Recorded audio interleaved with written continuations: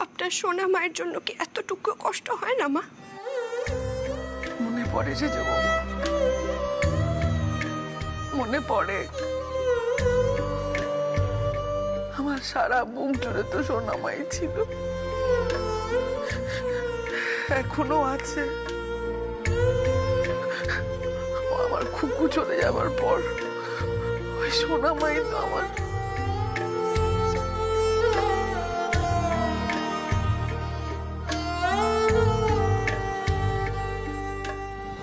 সে যে বৌমা, সোনা মা যে আমাদের মায়া কাটিয়ে চলে গেছে, সেই মায়া তো আমাদেরকেও কাটাতে হবে না? সব মায়া কাটানো কি এত সহজ মা? জানি জানি সহজ কাজ নয়, তবুও মনটাকে শক্ত করার চেষ্টা করছি। আচ্ছা মা, আপনার কি কখনো মনে হয় না যে অপুর মৃত্যুর জন্য একমাত্র সানি দায়ী? থাক সেজ বৌমা, এসব কথা আলোচনা করো না। এসব কথা তুমি মন থেকে বের করে দাও। ভুলে যেও না, দুদিন বাদে কিন্তু ওই সানি তোমার ছোট যা হবে, ওকে তোমাকে বোনের মতোই ভালোবাসতে হবে, কেমন? পারবো না মা, আমি কিছুতেই এটা মেনে নিতে পারবো না। সত্যিটাকে মেনে নাও সেজ বৌমা, বাস্তবটাকে মেনে নিতে শেখো। আমি মেনে নিতে পারবো না মা, আমি কিছুতেই এটা মেনে নিতে পারবো না। আমি ওই সানিকে কোনোদিনও আমার বোনের জায়গায় বসাতে পারবো না মা। ওই খুনি সানিকে আমি কখনো আমার বোন ভাবতে পারবো না। সেজ বৌমা, পারবো না মা, পারবো না। সেজ বৌমা,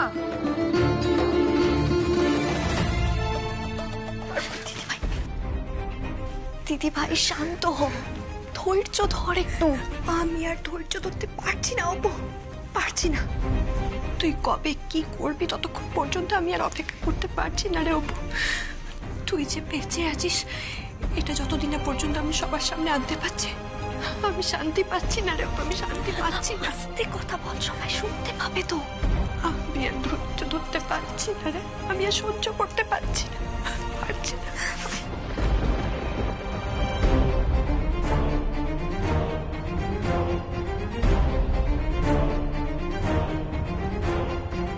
আর দু একদিনের অপেক্ষা দিদি ভাই, সানির দিন ঘনিয়ে এসেছে।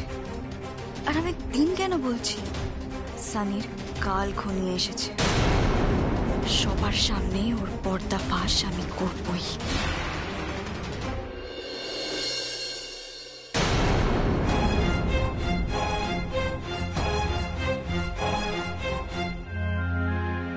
পুলিশ,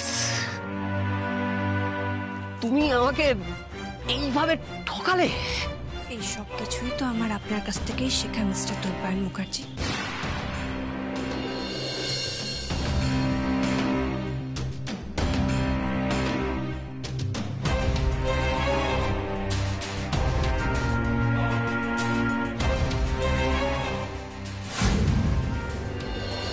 উনি শুধু ব্রিজ ভেঙে যাওয়া কেসের সাথেই যুক্ত নন, দুজন মানুষকে খুনও করেছেন উনি। এই মানুষটার জন্য আমার জীবনটা নষ্ট হয়ে গেছে, আমার পরিবারের, আমার কাছের মানুষগুলোর অনেক বড় ক্ষতি হয়ে গেছে। নিয়ে যান ওনাকে, নিয়ে যান। ছাড়বো না আমি, তোমাদের কাউকে ছাড়বো না। কি ভেবেছো আমাকে এইরকম একটা অন্ধকার ঘরের মধ্যে ঠেলে ফেলে দিয়ে পার পেয়ে যাবে তোমরা? কাউকে ছাড়বো না আমি, কাউকে ছাড়বো না। আজকে আমি দু চোখ ভরে তোমায় দেখবো।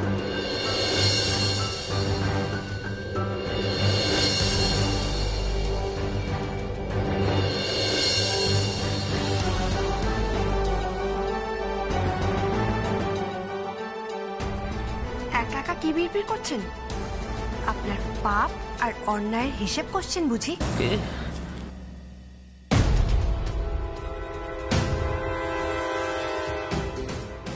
ও তুমি সুপর্ণা মুখার্জি এখানে কি মনে করে এসছো? হ্যাঁ, মজা দেখতে এসছো তাই না? আমি আমি এই এই গড়াদের ভেতরে অন্ধকার ঘরটাতে ঠিক কতটা পচে গেছি, কতটা পচে মরছি, সেই মজা দেখতে এসছো তাই না? না, আপনি ভুল ভাবছেন। আপনার পচে মরা আমি দেখতে আসিনি। আপনি তো আগে থেকেই মানসিকভাবে পচে যাওয়া একজন মানুষ, তাই আপনার শরীরের পচন দেখার কোনো শখ আমার নেই। আর আপনার মতো মানুষের ভবিষ্যৎ এটাই হওয়া উচিত। কি করতে এসছো ওখানে? কি দেখতে এসছো? আমি কিছু দেখতে আসিনি, কিছু কথা বলতে এসেছি। কি কথা বলতে এসছো তুমি আমার সঙ্গে? আপনার তো পাপের শেষ নেই, অন্যায়ের পরিমাণও পাহাড় প্রমাণ। তাই আপনার যে দীর্ঘদিনের শাস্তি হবে এটা তো জানা কথাই। এইভাবে ঘুরিয়ে ফিরিয়ে কথা বলছো কেন? যেটা বলতে এসছো একদম পরিষ্কার করে কথা বলো আমার সঙ্গে। হ্যাঁ, দেখুন, আমি আপনাকে যে কথাগুলো বলতে এসেছি সেগুলো দয়া করে আপনি মন দিয়ে শুনুন। শুনতে চাই না, তোমার একটা কথা আমি শুনতে চাই না। শুনতে তো আপনাকে হবেই মিস্টার দৈপায়ন মুখার্জি, কারণ যবে থেকে আপনার সাথে আমার বিয়ে হয়েছে তবে থেকে শুধুমাত্র আপনি বলেছেন আর আমি শুনেছি। কিন্তু আজ আমি বলবো আর আপনি শুনবেন। আর যদি না শুনি? আমি চিৎকার করব। আমি চিৎকার করব যাতে আপনি শুনতে বাধ্য হন। আর আপনি তো এখন বন্দী, আর এই বন্দী দশা থেকে আপনার তো আর পালানোর পথ খোলা নেই। এই সুপর্ণা। হ্যাঁ, সুপর্ণা, আপনার হবু সন্তানের মা সুপর্ণা। আমার শরীরে আপনার সন্তান বড় হচ্ছে, তাই আপনাকে আমার কথা শুনতেই হবে। এবার বলুন, আপনার নিজের জীবনটাকে নিয়ে কিছু ভেবেছেন? কি ভাবো? এই যে আপনি বছরের পর বছর শাস্তি ভোগ করবেন, নাকি রাজ সাক্ষী হয়ে আপনার দোষ স্বীকার করে আপনার শাস্তির মেয়াদটা আপনি কমাবেন? আপনি আপনার জীবনটা নিয়ে কি ভাবছেন বলুন? আপনি কি অল্প দিনের শাস্তি ভোগ করে আপনার স্ত্রী সন্তানকে নিয়ে সংসার করতে চান, নাকি বাকি জীবনটা আপনি এই গড়াদের পেছনেই কাটিয়ে দিতে চান? বলুন আমাকে, চুপ করে দাঁড়িয়ে থাকবেন না, বলুন আপনি কি চাইছেন। কারণ আপনার সিদ্ধান্তের উপর ভিত্তি করেই আমি আমার জীবনের সিদ্ধান্ত নেব।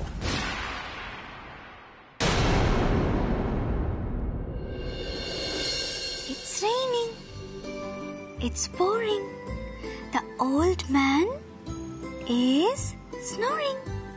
আর লিখবো না আন্টি, হাতে খুব ব্যথা করছে।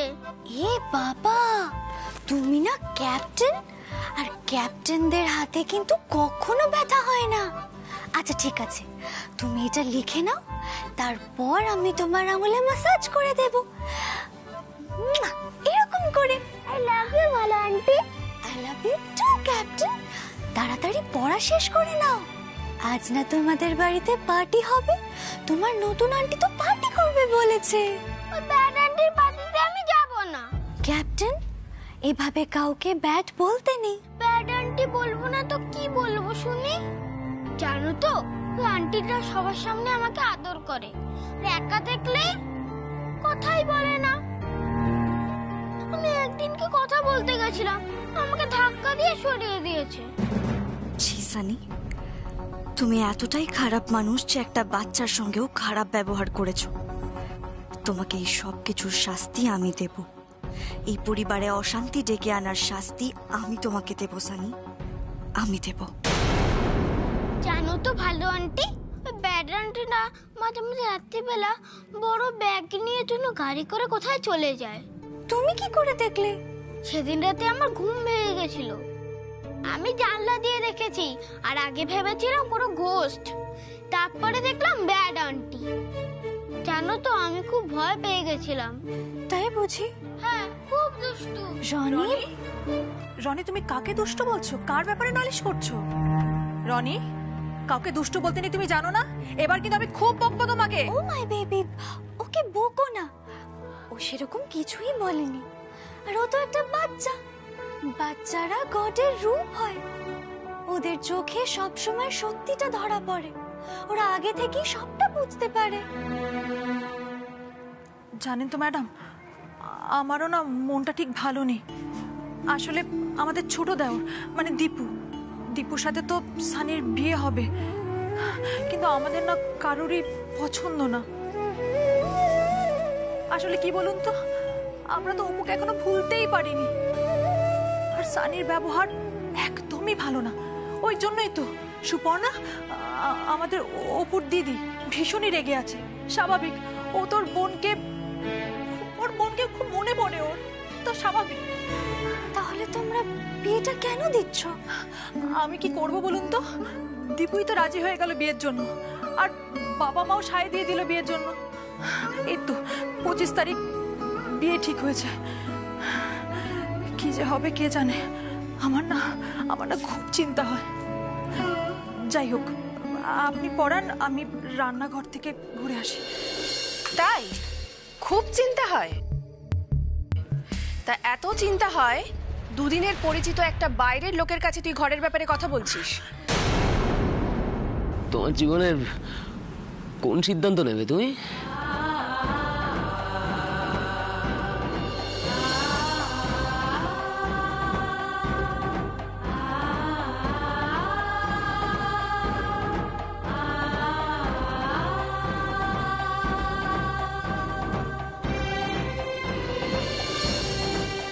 জামাইবাবু কিছুতেই সহ্যাবেন না, তুই ভুলে যা জামাইবাবুকে। আমি তোদের ডিভোর্সের ব্যবস্থা করব, তারপর একজন ভালো মানুষের সাথে আমি তোর আবার বিয়ে দেব। আপনার সাথে আমার বিবাহিত জীবন ভেঙে ফেলার সিদ্ধান্ত নেব। এই সুপর্ণা, তুমি এসব কি বলছো? কি আমি যা বলছি একদম ঠিক বলছি। আমি আমার জীবন নিয়ে নতুন করে ভাবতে চাই। বাবা, এরপর তো বলবে আমি নতুন কোনো মানুষের সঙ্গে জীবন কাটাতে চাই। হ্যাঁ, বলতেই পারেন। আপনার না সধবা না বিধবা বউ হয়ে আমি তো কাটাতে নাও পারি, আর আপনার মতো একজন আসামির বউ হয়ে আমার তো বাঁচতে ইচ্ছে নাও করতে পারে। আসতেই পারে আমার জীবনে নতুন কোনো মানুষ, যে আমাকে ভালোবাসবে, সম্মান করবে, আমাকে আমার অধিকার দেবে। ও, তার মানে এখন তুমি এইসব ভাবছো মনে মনে? ভাবছি, তাই তো মনের কথাগুলো আপনাকে বলতে এলাম। আপনার সিদ্ধান্তের ওপর ভিত্তি করেই আমি আমার জীবনের সিদ্ধান্তটা নেব। এই সুপর্ণা, আর আমি যদি মত না দিই? আমি তো আপনার মত চাইতে আসিনি, আমি তো শুধু আপনাকে বলতে এসেছি। আপনার মতো একজন হিরো মানুষের মতের পরোয়া করে না এই সুপর্ণা। এই, খুব বড় বড় বুলি ফুটেছে তোমার, না? একদম চিৎকার করবেন না আপনি। আপনার চিৎকারকে আর আমি একদম ভয় পাই না। অনেক মার খেয়েছি আমি, বিনা দোষে অনেক শাস্তি পেয়েছি, কিন্তু আজ আপনার শাস্তি পাওয়ার পালা, আপনার শাস্তি ভোগ করার পালা। বাহ সুপর্ণা, বাহ, কি সুন্দর করে আমার কথাগুলো বললে তুমি। এখন আমার চোখে জল চলে আসছে। সুপর্ণা, আমি আমি আমি একবার তোমার হাতটা ধরতে চাই, একটু ধরবে আমার? সুপর্ণা, আমি আমার আগামী জীবনটা তোমার সাথে কাটাতে চাই, আর তোমার শরীরে আমাদের যে সন্তান বড় হচ্ছে, আমি তার সঙ্গে আমার বাকি জীবনটা কাটাতে চাই। সুপর্ণা, বিশ্বাস করো, আমি একদম সত্যি কথা বলছি সুপর্ণা। আমি না একবার ওকে কোলে নিতে চাই। আমি ওকে কোলে নিয়ে খেলতে চাই, এক পা দু পা করে আমি ওকে হাঁটা শেখাতে চাই, ওকে স্কুলে নিয়ে যেতে চাই সুপর্ণা। আর রাত্রিবেলা তুমি যখন ঘুমিয়ে পড়বে না, আমি ওর ভেজা ন্যাপি পাল্টে দেবো। সত্যি বলছেন আপনি? হ্যাঁ সুপর্ণা, সত্যি কথা বল।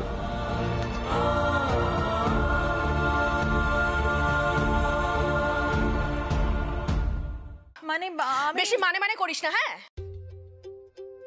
আর এই যে সব জানতা মিসেস গোমস, আপনি তো জানেন যে বাড়িতে একটা অনুষ্ঠান হচ্ছে, পার্টি আছে, এর মধ্যে আপনি বাচ্চাটাকে আটকে রেখে দিয়েছেন। আচ্ছা আপনি বলুন, একটা অনুষ্ঠান বাড়িতে কোনো বাচ্চার পড়ায় মন বসে? ওকে আর পড়াতে হবে না, ছেড়ে দিন। রনি চলো উঠে পড়ো। কি ওনার দিকে কি দেখছো? আমি যখন বলছি তখন তোমার ছুটি। চলো আমরা পার্টি করব, ডান্স করব, অনেক কাজ আছে, ওঠো ওঠো।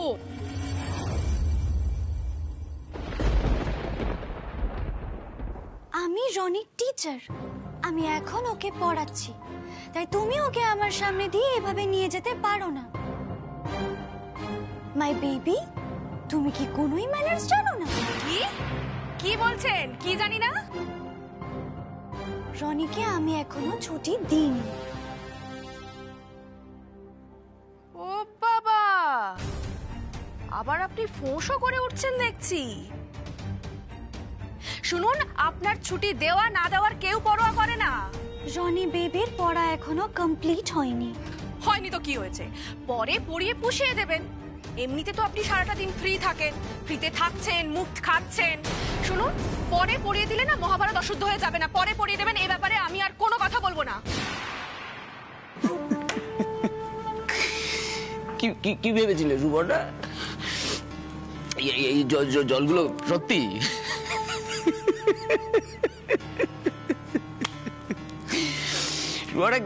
কি ভেবেছিলে তুমি? আমি তোমার এই বড় বড় বাতেলা শুনে, এসব বড় বড় মুকুনি শুনে একেবারে পাল্টে যাবো আর তোমার চোখের সামনে এরকম নাচতে শুরু করে দেবো নাকি?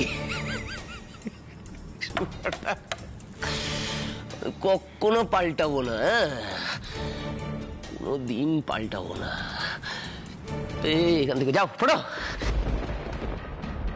দেখা করতে এসছি আমার সঙ্গে, তোমার পাকা বোন তো একেবারে পৃথিবী থেকেই ফুটে গেছে। এইবার আমি দেখবো ওই বাড়িতে তোমাকে কদিন কে যত্ন করে রাখে, আমি দেখবো। কি বলছিলে এইমাত্র আমায়? কি বলছিলে যে নিজের জীবন নিজের মতো করে কাটাবে? তো যাও তো যাও, তোমার নিজের জীবন নিজের মতো করে কাটাও। তোমার মতো মেয়েকে না আমি আমার জীবনের সঙ্গে জড়িয়ে রাখতেও চাই না তোমাকে ভবিষ্যতে আমার সঙ্গে। শুনে রাখো সুপর্ণা, আমি না শুধু একটা কারণে বেঁচে আছি। একবার যদি আমি এই জেল থেকে বেরোতে পারি কোনো মতে, সেদিনকে আমি তোমাকে আর ওই মুখার্জি পরিবারের প্রত্যেককে দেখে নেব, প্রত্যেকের শেষ দেখে ছাড়বো আমি। একবার সুপর্ণা, একবার আমাকে এই জেল থেকে বেরোতে দাও। আমি একদম ঠিক কথা বলছি, তুই চুপ করে থাকবি। রনি ওঠো। ও তুমি ঠিক কথা বলছো না মাই বেবি, রনি এখন যাবে না। আমি রনির টিচার, আমি রনিকে মানুষ করার দায়িত্ব নিয়েছি। আর ছোটবেলায় যদি তোমাকেও এরকম কেউ মানুষ করার দায়িত্ব নিত, তুমিও তাহলে মানুষের মতো মানুষ হতে। কি বললেন? আমি মানুষ হইনি? না হওনি। তুমি মানুষ হলে একটা বাচ্চাকে এভাবে পড়ার মাঝখান দিয়ে উঠিয়ে নিয়ে যেতে পারতে না, বেনো জলের মতো ঢুকে পড়তে পারতে না। এই কি বলেন? আপনার সাহস তো কম নয়। দেখুন, আপনি বয়সে আমার থেকে বড়, তাই তা না হলে না আপনাকে আমি মজা দেখিয়ে ছাড়তাম। যেভাবে তুমি তোমার বাবা মাকে মজা দেখাও, তুমি কি তোমার বাবা মায়ের উপরও হাত তোলো? মিসেস গোমস! দিদি ভাই তুই দেখছিস আমাকে কিভাবে অপমান করছে? তুই দেখছিস?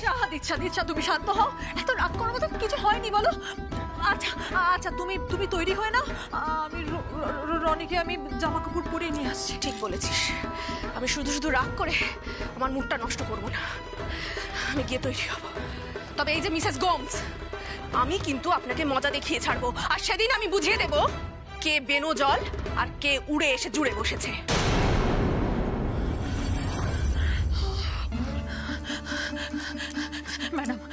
ম্যাডাম আপনি রাগ করবেন না, দিচ্ছার একটু মাথা গরম তো, তাই এরকম বলে ফেলেছে। ও ওরকম নয় আসলে। এটা মাথা গরম নয় মাই বেবি, এটাকে অসভ্যতা বলে, বেয়াদবি বলে। আর যদি ছোটবেলায় ওকে শাসন করার মানুষ থাকতো, তাহলে ও এরকম অসভ্য হতো না। যাকে ক্যাপ্টেন, তুমি এই পেজটা কমপ্লিট করে নাও, তাহলেই তোমাকে আমি ছুটি দিয়ে দেব, কেমন? লিখে নাও। তুমি চিন্তা করো না, আমি ওকে এক্ষুনি ছুটি দিয়ে দেব। যাও। আচ্ছা ম্যাডাম।